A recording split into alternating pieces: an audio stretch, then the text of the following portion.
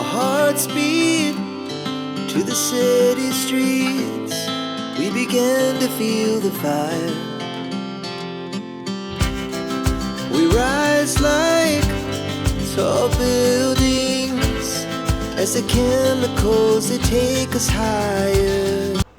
আমাদের কাহিনী থেকে আমি অপরাজিতা। কেমন আছো তোমরা সবাই? আমরা কিন্তু বেশ ভালো আছি। আমি আর বৌদি এখানে অপেক্ষা করছিলাম আয়ুষের জন্য।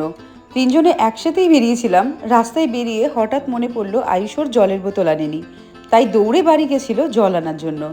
আর আমরা এখন তিনজনে চলেছি নৈহাটিতে বড় মাকে দেখতে।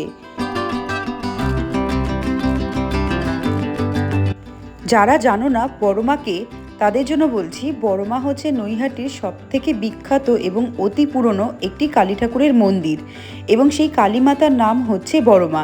এই যে চলে এসেছি বড় মার এখানে, এসেই দেখি প্রচণ্ড লাইন, তাই আমি আর বৌদি ভাবলাম একটু গঙ্গার পাড় থেকে ঘুরে আসি।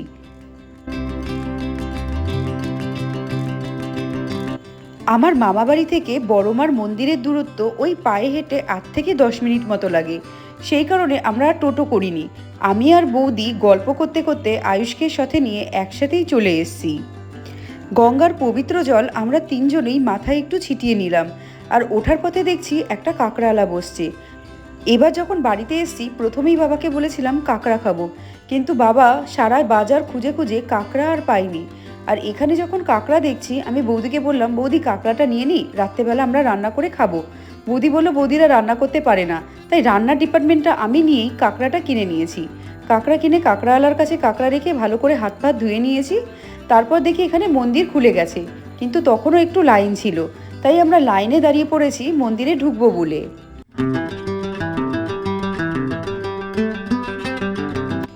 আমাদের কলকাতার মানুষদের কাছে দুর্গাপুজো যেমন সবথেকে বড় উৎসব, সেরকমই নৈহাটি মানুষদের জন্য এখানকার কালী পুজো কিন্তু সবথেকে বড় উৎসব। আমার যবে থেকে জ্ঞান হয়েছে তবে থেকেই কিন্তু আমি নৈহাটিতে কালী পুজোর সময় মামাবাড়িতে আসবই, আর এখানে রাতে ঘুরে ঘুরে সব জায়গার কালী ঠাকুর দেখব। সেরকমই বড় মাকে কিন্তু আমরা খুব ছোটোবেলা থেকে দেখে আসছি। এখন হয়তো ইন্টারনেটের দুনিয়ায় বড় মার কথা সবার কাছে প্রচারিত, কিন্তু এই ছোট থেকেই আমরা দেখে এসেছি নৈহাটির মানুষদের জন্য এই বড় মা কীরকম আবেগপ্রবণ।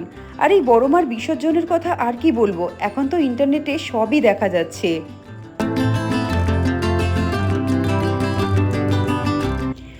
এই যে বড় মাকে দেখে নাও তোমরা, কি সুন্দরভাবে এখানের পুরোহিতরা ঠাকুরটাকে শাড়ি পরিয়ে রেখেছে, আর সব ফুলবালা সামনে ঘটের ওপর দিয়ে পুজো করছে। এখানে দেখো বড় একটা গামলা করে সবাই প্রসাদ নিয়ে বসছে। তুমি যদি প্রসাদ চাও প্রসাদ পাবে। আর বেরোনোর সময় আরও একটা জিনিস দেখলাম, ঠাকুরকে যত আলতা সিঁদুর দেয়া হয় সব বাইরে রাখা। তুমি কিন্তু সেখান থেকে আলতা সিঁদুর পুরোটাই নিতে পারো। আর আমি প্রথমে আলতা তুলেছিলাম, তারপর পুরোহিত বলল ঠাকুরের আলতা পায়ে পরতে নেই, তাই এখান থেকে আমি একটা সিঁদুরের প্যাকেট তুলে নিয়ে এসেছি।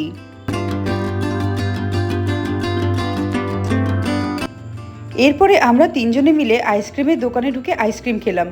আয়ুষ বলছিল কেক খাবে, কিন্তু তারপরে আইসক্রিম দেখে বললো আইসক্রিম খাবে। আইসক্রিম খেয়ে কাঁকড়া নিয়ে টোটো ধরে আমরা এখন যাচ্ছি বৌদির বাপের বাড়িতে। দিনের বেলা বড় মামা বাড়ি খেয়েছি, আর রাত্রেবেলা বলেছি আমাদের বৌদির যে বাপের বাড়ি আছে সেখানে খাবো। সেটা আমাদের বাড়ি থেকে মানে মামা বাড়ি থেকে একটু দূর, তাই আমরা টোটো নিয়ে একদম ডাইরেক্ট যাচ্ছি। চলে এসেছি বৌদিদের বাপের বাড়িতে। এসেই আগে কাঁকড়াটার ব্যবস্থা করতে বসেছি, কারণ আমাদের আস্তে আস্তে প্রায় সন্ধ্যা হয়ে গেছিলো। তারপর এদিক ওদিকে একটু ঘুরবো, সেই কারণে আগে কাঁকড়া ঝোলটা বানিয়ে নিয়েছি। আর এই যে বৌদির মা কালকে নিয়ে গেছিলো আমার জন্য ফুচকা, দেখিয়েছিলাম, এই যে তার দোকান। এখানে এসেও কিন্তু আমি ফুচকা খেতে ছাড়িনি, এখানে এসেও পেট ভরে ফুচকা খেয়ে নিয়েছি আগে।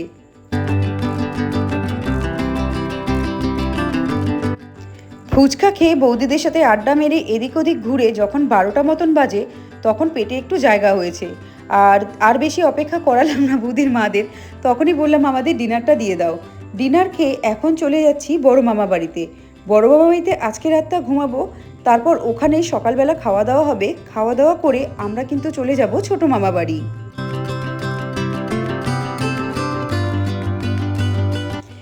মামা বাড়িতে গেলে যেন বাড়ি ফিরতে ইচ্ছেই করে না, কিন্তু কী আর করা যাবে, সময় কম আর যাওয়ার জায়গা অনেকগুলো, তাই একটু একটু করে সব বাড়িতেই আশা মিটিয়ে চলে যাচ্ছি ছোটো মামা বাড়িতে।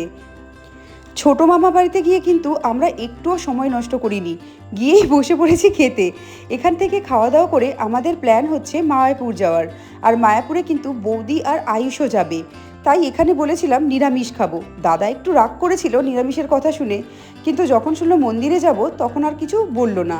আর এই যে আয়ুষের পরীক্ষা শেষ হয়েছে, বৌদি চট করে ওকে সাইকেল করে স্কুল থেকে নিয়ে এসছে।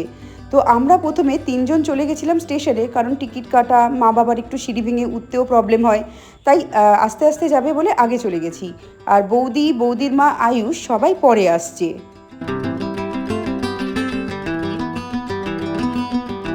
ট্রেনে যখন উঠেছিলাম প্রচণ্ড ভিড় ছিল। তারপর আস্তে আস্তে দাঁড়াতে দাঁড়াতে যখন সিটগুলো খালি হলো, একজন একজন করে সব বসার জায়গা পেলাম। আমি আর বৌদি এক সাইডে বসেছি, মা, বাবা আর মাইমা এক জায়গায় বসেছে, আর আয়ুষ ছিল একদম জানলার কোনায় এক জায়গায়। এইভাবেই যখন ট্রেনটা একটু একটু করে খালি হলো, তখন আমরা দাঁড়িয়ে এদিক ওদিক মজা করতে করতে, এটা ওটা খেতে খেতে চলে আসলাম কৃষ্ণনগর সিটি জংশনে।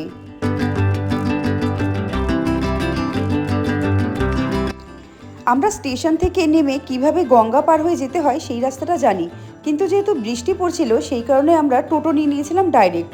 আর এখানে কিন্তু টোটো পার হেড 50 টাকা করে নিয়েছিল।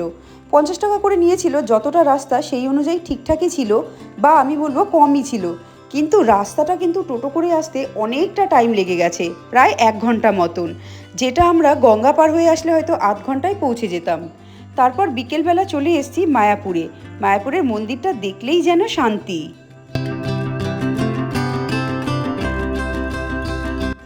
এর পরের ভিডিওতে দেখাবো মায়াপুরে গিয়ে কি কি করলাম।